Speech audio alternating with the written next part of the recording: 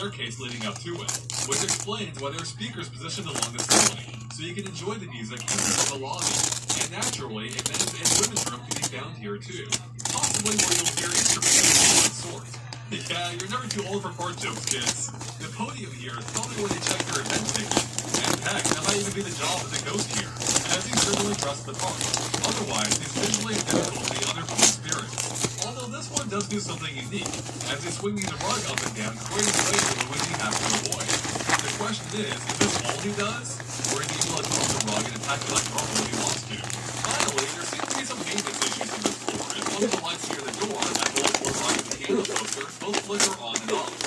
Wait a second, there's something else about that piano that we didn't mention here. It's looking at a ghost with a name on his face on it, dirty eyes, and the mouth is where the piano keys would be. Huh, could this be foreshadowing something? Like maybe a boss fight with an angry piano in the concert hall? And based on the art, will it use the piano keys to attack? Either way, it's giving me some serious flashbacks.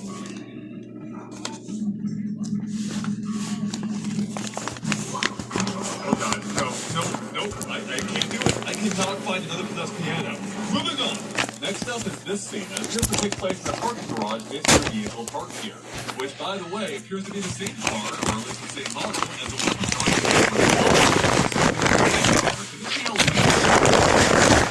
if he wasn't kidnapped, that is. After all, we do see him and Egad taking the one from Dark Moon out for a joyride during the credits. But the car does seem to be a bit of a different color this time, and it has a wagon attached to it. Why? Is it just a new detail? Or could it perhaps serve some gameplay purpose?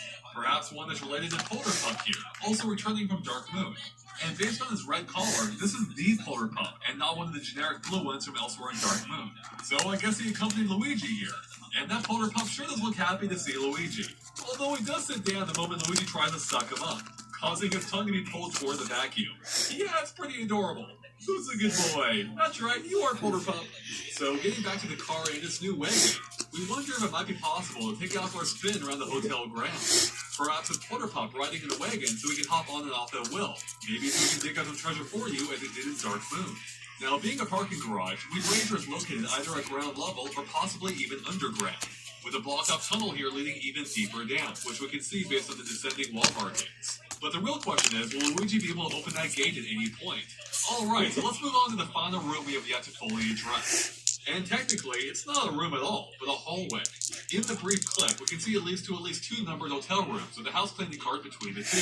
And it contains all kinds of cleaning supplies like brooms, spray bottles, paper towels, various bottles, and other housekeeping essentials like towels and toilet paper. But we don't see it for very long, because as soon as Luigi gets close, it blows apart as 3 ghosts escape from their hiding spot, and they send everything flying. But you gotta love Luigi's terrified reaction here, where he first puts up his hand as if trying to stop the ghosts, before crouching down in pure fear. Poor guy! There's also an air vent located along the ceiling between the 2 rooms, which is both a nice detail, as well as possibly a perfect place for ghosts to hide in similar vents throughout the hotel. And that pretty much covers it for the hallway. Or does it? Because there might actually be a lot more that we can infer.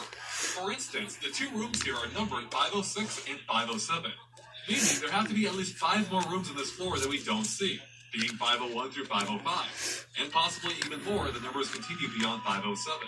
In addition, because both rooms are on the same side of the hallway and don't alternate numbers like they would in most hotels, this likely means that hotel rooms can only be found on that side of the hallway. And this is supported by the fact that there's markings on the ground by each door, but once again only on that side of the hallway, as there are none on the half closer to the camera. Beyond that, the first digit